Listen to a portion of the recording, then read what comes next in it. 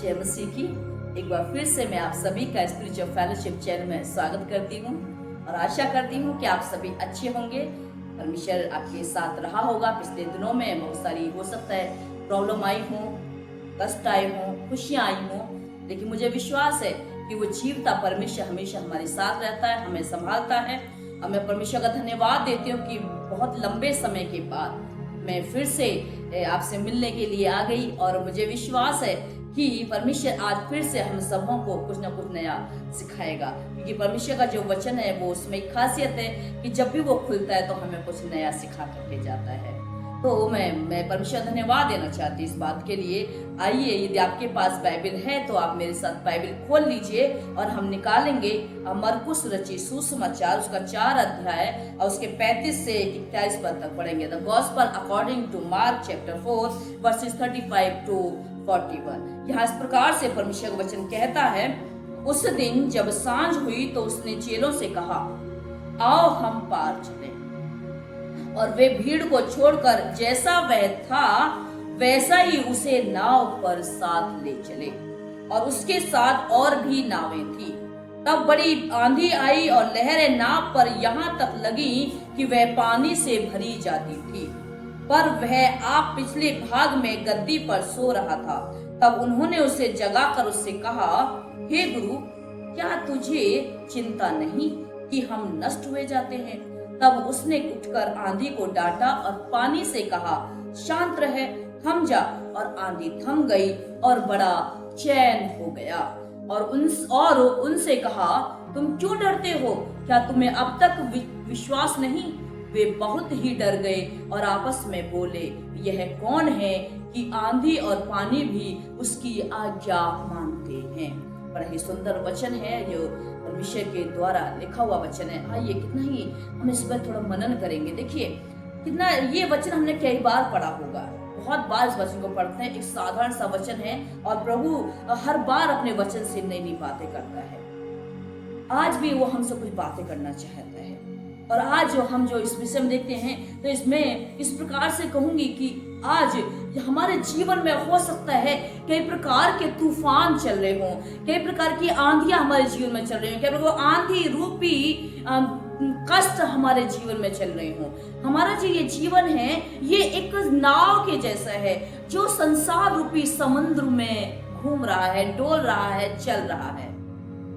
और जब नाव जब समुद्र में जाता है तो क्या होता है, उसमें लहरें भी आती हैं, तूफान भी आते हैं, चारों तरफ से कष्ट भी आते हैं और हमारी जो नाव होती है वो डगमगाने लगती है। वैसे ही जो हमारा ये जो जीवन रूपी जो नाव है, हो सकता है इस समुद्र रूपी इस संसार में जो तैर तो रहा है, चल तो रहा है, पर हमारे इस जीवन रूपी नाव में पिछले दिनों में या इस प्रेजेंट टाइम में कुछ प्रकार के तूफान आए हों या चल रहे हों, कुछ प्रकार की आंधियां आई हों या चल रही हों या लहरें उठ रही हों जो हमको डिस्टर्ब कर रही है, हमारे पर्सनल लाइफ को, व्यक्तिगत जीवन को डिस्टर्ब कर रही हैं, या हमारी फैमिली लाइफ को डिस्टर्ब कर रही हैं, हमारे पारिवारिक जीवन को या हमारे सामाजिक जीवन को डिस्टर्ब कर रही हैं, जिससे हम बाहर नहीं निकल पा रहे हैं।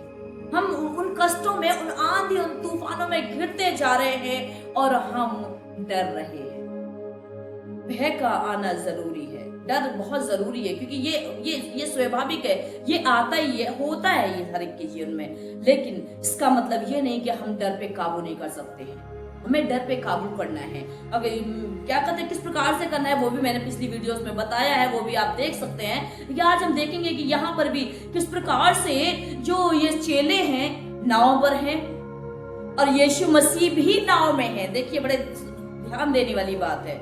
यीशु मसीह उनसे अलग नहीं है। उन्होंने क्या करा है, यीशु मसीह अपने साथ ले लिया है, जैसा था वैसा ही उनको उसके अपने साथ ले लिया।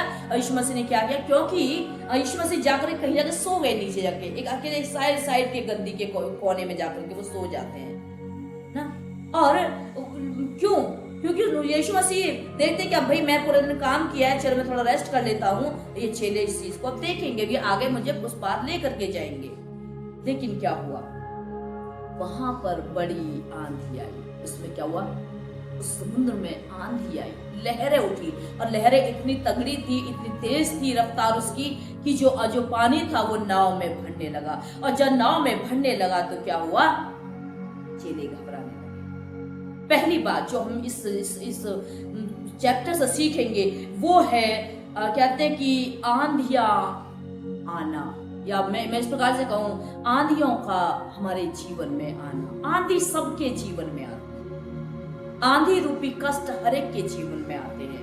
ऐसा नहीं है कि आंधी नहीं आती, प्रॉब्लम नहीं आती है। कुछ हमारे परिवार के द्वारा, हमारे किसी खास रिलेटिव के द्वारा, किसी हमारे खास भाई के द्वारा, हमारी बहन के द्वारा, हमारे बच्चों के द्वारा, हमारे माता पिता के द्वारा ऐसा कई बार होता है कि जो शायद हमें लगता है कि हाँ भाई ये हमारे जीवन बहुत आंधी जैसे है, तूफान जैसे हैं, जिसपे उसको हम कंट्रोल नहीं कर पा रहे हैं। आंधियों का आना स्वाभाविक, इसको हम रोक नहीं सकते हैं, वो जरूरी है, क्योंकि 37 में साफ लिखा हुआ है, बड़ी आंधी आई और लहरें नाव पर यहां तक लगी कि वे पानी से भरी जाती थी। ऐसा होता है, आंधियां आती हैं, लेकिन परमेश्वर जो है वो हमें शांति देता है। यीशु मसीह शांति देने वाला परमेश्वर है। क्योंकि यदि हम देखें एक वचन को, मैं चाहूंगी कि मैं पढ़ूं आपके लिए, और आप भी मेरे साथ निकाल सकते हैं इसको। यूहन्ना की सुसमाचार उसका 16 अध्याय उसके 33 पद, यहाँ लिखा है, मैंने ये बातें तुमसे इसलिए कही कि तुम्हें मुझ में शांति मिले। संसार में तुम्हें क्लेश होता है, परंतु ढांढस बांधो, मैंने संसार को जीत लिया है। आंधियों का आना अर्थात क्लेशों का आना, कष्टों का आना, दुखों का आना, चैन नहीं मिल रहा है, ठीक से खा नहीं सकते हैं, ठीक से पहन नहीं सकते, ठीक से सो नहीं सकते हैं, कुछ काम नहीं कर सकते हैं, जो कर रहे हैं वो भी उस काम में भी हम असफल हो रहे हैं, कहीं से आशा नजर नहीं आ रही, चारों तरफ निराशा ही निराशा है, बहुत सारी दिक्कतें हमारे जीवन में आ रही हैं। लेकिन ये तो आना ही है, लेकिन हमें उस परमेश्वर को भूलना नहीं, उसको हमें याद रखना है। क्योंकि एक बात हमें याद रखना इसमें कि यीशु था, उस नाव में यीशु मौजूद था, उस बोट में यीशु मसीह क्या था, वहां मौजूद था।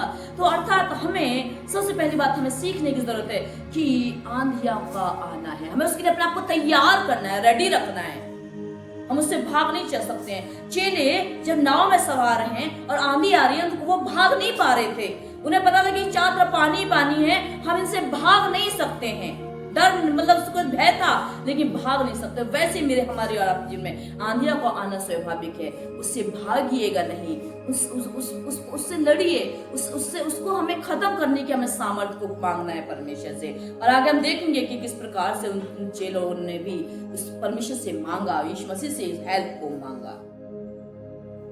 ये जरूरी है, आंधियों का आना हमारे जीवन में जरूरी है। दूसरी बात हमें सीखने की जरूरत, जो वचन हमें सिखाता है वो है कि जब हमें ये लगता है कि यीशु मसीह साइलेंट है, जब यीशु मसीह चुप लगते हैं, तब भी वो हमारे साथ होते हैं। Jesus is with you even when it seems silent. अर्थात जब ऐसा लगता है, जब हमें कहीं आशा नजर नहीं आती है, चारों तरफ निराशा ही निराशा है, पैसे की हमें जरूरत है, पैसा नहीं मिल रहा है, काम की हमें जरूरत है, काम नहीं मिल रहा है, किसी काउंसलिंग की जरूरत है, अच्छा काउंसलर नहीं मिल रहा है, हमें क्या कहते हैं, लोगों के प्रेम की जरूरत है, लोग ऐसे जो हमसे प्रेम करें, हमें किसी की सांत्वना की जरूरत है, हमारे पास लोग नहीं कि हमें सांत्वना दे। और फिर हम परमेश्वर की तरफ देखते हैं, हम शायद हो सकता है कि दुआएं भी कर रहे हों, लेकिन शायद वो भी ना सुनी जा रही हो, और हमें लगता है कि अब कुछ नहीं हो सकता है, प्रभु यीशु मसीह कहीं सो गया है, वो भी हमारी नहीं सुन रहा है, शायद वो सुनता ही नहीं है, और वो भी चुप है। हम लोग क्या है, हमारा विश्वास खोना शुरू हो जाता है, जैसा कि चेलों का हुआ। चेलों को पता था यीशु मसीह नाव में है, लेकिन चेले इस बात को भूल गए। परंतु एक बात में याद रखने की जरूरत है, जो चेलों ने याद रखा वो ये कि यीशु मसीह इस नाव में सो रहा है, यीशु मसीह इस नाव में है, वो मौजूद है वहां पर, वो हटा नहीं है। इसलिए हमें भी इस बात को याद रखने की जरूरत है, क्योंकि यदि हम देखें इसी के मरकुस के 4 और इसके 38 पद में साफ लिखा हुआ है कि यीशु मसीह क्या हुआ, वह आप पिछले भाग में गद्दी पर सो रहा था। क्या कर रहा था? गद्दी पर सो रहा था। अर्थात जब कष्ट आते हैं, जब जीवन में हमारे में दुख आते हैं, मुश्किलें आती हैं, तब हमें उसको देखने की जरूरत है। और हमें क्या भाई ये सवाल हमारे जीवन में उठते हैं, क्योंकि यदि हम देखें भजन संहिता 13 के 1 में भी राजा दाऊद वो कहता है, हे परमेश्वर, हे प्रभु, कब तक तू अपना मुख मुझसे छिपाए रखेगा, कब तक तू मेरी नहीं सुनेगा। ये मेरे और आपके साथ भी होता है, पर भूले नहीं वो आपके साथ, भूले नहीं वो आंधी रूपी तूफानों में वो हमारे साथ है। हाँ, वो शायद कुछ नहीं कर रहा है, हाँ शायद वो साइलेंट नजर आ रहा है, क्योंकि उसके पास एक अपना समय है। जब वो समय आता है, जब सब पूरा करता है, वो सब कुछ करता है। क्योंकि आइए हम देखेंगे किस प्रकार से उसने किया भी, लेकिन हमें उससे पहले कि वो कुछ करे, हमें कुछ करने की जरूरत है। और वो क्या है? वो है पुकारना। यीशु मसीह को पुकारने की जरूरत है। We need to call Jesus। हमें यीशु को पुकारने की जरूरत है, क्योंकि यदि हम देखें 38 के इसी के 38 में क्या किया है, यीशु मसीह उसके पास गए, उन्होंने उससे कहा, क्या कहा? उसे जगा करके उससे कहा, हे गुरु, क्या तुझे चिंता नहीं कि हम नष्ट हो जाते? उसके पास गए, उसको पुकारा। और हम ये गलती किया, हम उसे पुकारना नहीं चाहते, हम उससे कहना नहीं चाहते हैं। यदि हम देखते हैं यिर्मयाह की पुस्तक उसका 33 अध्याय और उसके 30 पद में लिखा, तुम मुझे पुकारो, मैं तुम्हें सुनूंगा, मैं तुम्हें वो गुण बातें बताऊंगा जो तुम शायद अभी नहीं देखते, जो तुम्हें समझ से परे हैं। लेकिन हमें क्या करना है? उस परमेश्वर को पुकारना है। जब हम उसको पुकारते हैं तब वो परमेश्वर हमारी क्या करता है? सुनता है। वो सुनता है, वो बहरा नहीं है, वो सुनने वाला परमेश्वर है, बशर्ते कि हम उसको पुकारें। हम उसको पुकारेंगे, वो अवश्य सुनेगा। यहाँ पर वैसा ही हुआ, जब चेलों ने पुकारा, यीशु मसीह को जगाया, वो तुरंत उठा और उठकर उसने क्या किया? आंधी और तूफान को डांटा। हालेलुया! क्या करा? आंधी और तूफान को डांटा। ऐसा मेरे और आपके जीवन में भी आता है। हमें क्या करना है? आंधी और तूफान जब हमारे जीवन में है, हमें उनमें पड़े ही नहीं रहना है, घबराना ही नहीं है, सिर्फ डर कर ही नहीं रहना है, परंतु उनको डांटना है। यीशु मसीह उठा और उन्होंने आंधी को डांटा और पानी से कहा, शांत रहे, थम जा। हमें उन आंधियों को डांटना है कि कैसी भी प्रकार की आंधी क्यों ना हो हमारे जीवन में, कितने प्रकार के कष्ट क्यों ना हो, वो लहरें क्यों ना उठ रही हो, उनको डांटना है, यीशु के नाम से डांटना है। और जब डांटते हैं तो क्या होता है? सब शांत हो जाता है। साफ लिखा हुआ है कि तब सब क्या होगा? तब पानी, तब शांत, तब आंधी थम गई और पानी शांत हो गया और बड़ा चैन हो गया। क्यों हमें उसको पुकारना है? क्यों हमें डांटना है? और क्यों करना है? क्योंकि हम जब उसको पुकारेंगे, उससे बोलेंगे, हम परमेश्वर से बोलते पुकारते हैं, तो वो हमें सामर्थ्य देता है। परमेश्वर के पास सब कुछ उसके हाथ में है, उसको अधिकार दिया गया सब कुछ कंट्रोल करने का, उसको सब अधिकार है, वो सब कुछ उसके अंडर में है। चाहे वो पूरी यूनिवर्स हो, चाहे वो मनुष्य हो, चाहे आंधी हो या तूफान हो या कष्ट हो, कुछ भी क्यों ना हो, तो हम वो सारी चीजों का अधिकार उस यीशु मसीह के पास है। इसलिए हमें इधर उधर जाने की जरूरत नहीं है, इधर उधर भटकने की जरूरत नहीं है। यीशु के पास जाइए, उसे पुकारिए, यीशु के नाम से आंधी तूफानों को डांटिए। देखिए कैसे आपके जीवन से छूमंतर हो जाएंगे, वो चले जाएंगे, आपको नजर भी नहीं आएंगे। हमें इस सब चीजों को देखने की जरूरत है। और क्या कहते हैं? और आगे हम देखते हैं, कहते हैं कि यदि हम इसी का देखते हैं 40 पर लिखा है, उनसे यीशु मसीह ने उनसे कहा, किससे कहा? चेलों से कहा। उसने उनसे कहा, तुम क्यों डरते हो? क्या तुम्हें अब तक विश्वास नहीं? मेरे प्रिय भाई बहनों, केवल ऐसा होता है जब कष्ट मेरे और आपके जीवन में आते, जब कष्ट हमारे जीवन में आते, वो आंधिया रूपी चीजें हमारे जीवन में आती हैं, तो हम क्या हो जाते हैं? घबरा जाते हैं। यहाँ तक कि हम विश्वास में हैं, हम बहुत अच्छे विश्वासी हैं, कई 15 सालों से, 10 सालों से, 5 सालों से, 1 साल से, 2 साल से बहुत विश्वास कर रहे हैं, और विश्वास करते करते हमें खूब मजबूत है, लेकिन फिर भी जब कष्ट आए तो हम क्या हो जाते हैं? हमारा जो विश्वास है वो थोड़ा छोटा हो जाता है, हम अल्प विश्वासी बन जाते हैं। और जब हम अल्प विश्वासी बन जाते हैं तो फिर क्या होता है?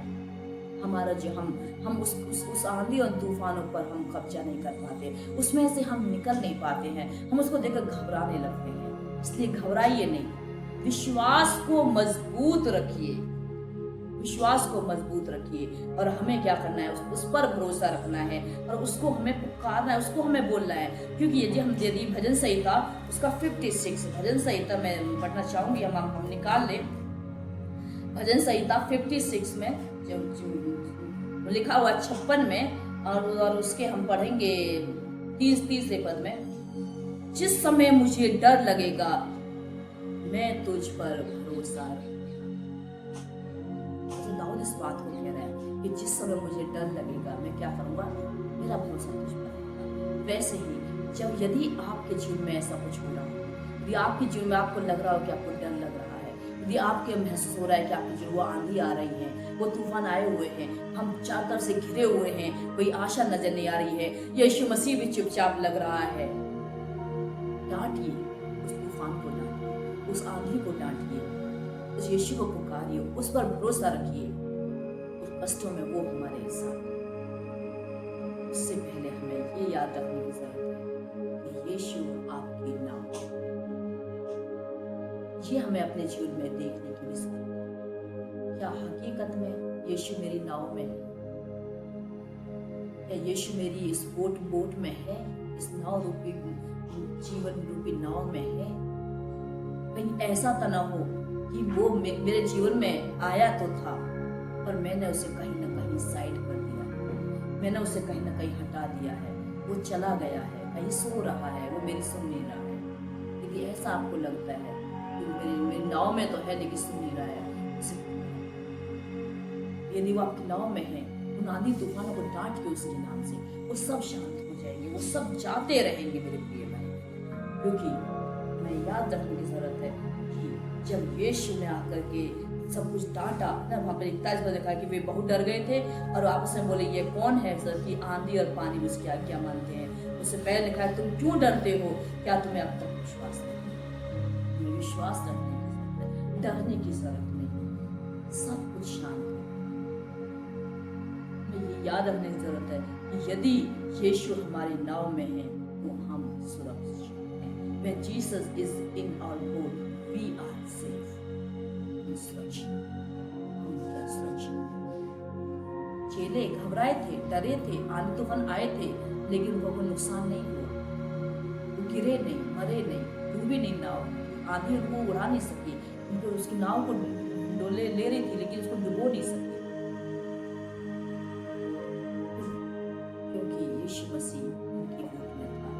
वैसे ही आइए क्यों ना हम अपने जीवन में यीशु मसीह को अपनी जीवन रूपी नाव में स्थान दें, उसको अपने जीवन रूपी नाव में रखें, उन अनाधियों को डांटें, उसमें विश्वास रखें, उसको पुकारें, यीशु के नाम से उनको डांटें, प्रार्थना करें, वचन पढ़ें। परमेश्वर आपको सुरक्षित रखेगा और आप उसके साथ सुरक्षित रहेंगे। हमें ये सब चीजों को देखने की जरूरत है कि आज हम कहाँ हैं, क्या आज यीशु मेरी नाव में है, क्या आज वो आंधियों में वो मेरे साथ खड़ा है, क्या मुझे ये महसूस हो रहा है कि मैं अकेला हूँ, या मुझे महसूस हो रहा है कि हाँ वो मेरे साथ है। हमें ऐसा महसूस हो रहा है कि वो मेरे साथ नहीं है, तो याद रखें वो कभी नहीं छोड़ता है। माता छोड़ देती है परंतु परमेश्वर कभी नहीं छोड़ता, यीशु कभी नहीं छोड़ता है, वो हमेशा आपके साथ है। तो आइए आप भी मेरे साथ प्रार्थना करें उस परमेश्वर से कि परमेश्वर हमें इन आंधियों में, इन तूफानों में लड़ने का मौका दे, हमें मुझे सहायता दे। मुझे यदि ऐसा आ भी रहा है जो आंधी और तूफान, तो मुझे परमेश्वर मुझे सहायता दे, मैं से लड़ सकूं, न डांटे। यकीन मानिए आंधी शांत हो जाएगी, बड़ा चैन हो जाएगा, परमेश्वर आपको शांति देगा, आपके जीवन में वो चैन देकर रहेगा, सब कुछ पहले जैसा।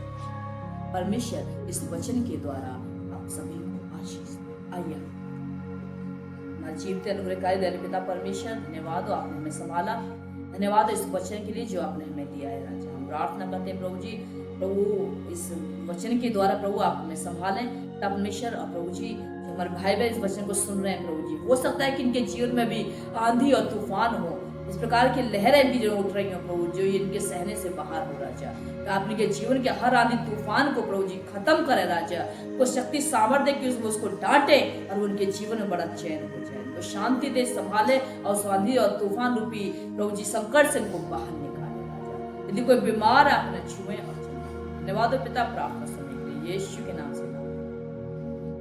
यदि आपके पास कोई प्रार्थना का विषय है, यदि आप प्रार्थना कराना चाहते हैं तो हमारे इस चैनल पे आप कमेंट कर सकते हैं, अपनी प्रार्थना रिक्वेस्ट भी आप भेज सकते हैं, आपके लिए हम अवश्य ही प्रार्थना करेंगे। थैंक यू, परमेश्वर बहुत आशीष दे। जय मसीह।